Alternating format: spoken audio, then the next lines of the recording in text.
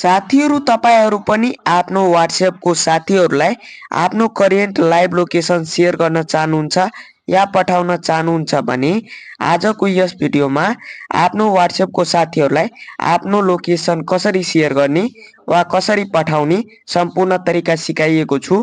त साथीहरू मेरो यस YouTube च्यानलमा नयाँ हुनुहुन्छ भने च्यानललाई सब्स्क्राइब गर्नुहोला र भिडियोलाई लाइक कमेन्ट र भिडियोलाई साथीहरूमाझ सेयर गरिदिनु होला। ल त साथीहरू ढिला नगरी आजको भिडियोलाई सुरु गरौँ।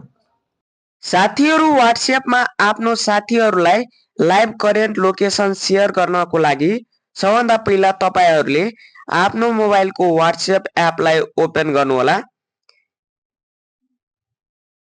यसरी आफ्नो मोबाइलको WhatsAppलाई ओपन गरिसकेपछि अब तपाईले जुन फ्रेन्डलाई आफ्नो करेन्ट लाइभ लोकेसन सेयर गर्न चाहनुहुन्छ त्यो फ्रेन्डको आइडीमा क्लिक गर्नुहोला।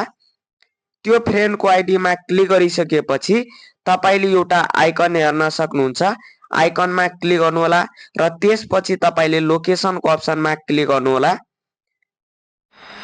लोकेसनको अप्सनमा क्लिक गरेर तपाईले यहाँ कन्टिन्यूमा क्लिक गर्नुहोला र त्यसपछि तपाईले आफ्नो लोकेसनलाई एलाउ गरिदिनु होला। आफ्नो लोकेसनलाई एलाउ गरिसकेपछि जीपीएस इज डिजेबलमा ओकेमा क्लिक गर्नुहोला। ओकेमा क्लिक गरिसकेपछि तपाईले लोकेसन सर्भिसलाई अन गरिदिनु होला। लोकेसन सर्भिसलाई अन गरिसकेपछि एकछिनपछि तपाईको लोकेसन यहाँ हेराउँछ। तपाईले जस्ट वेट गर्नुहोला। यसरी लोकेसन हेराइसकेपछि तपाईले शेयर लाइभ लोकेसनमा क्लिक गर्नुहोला।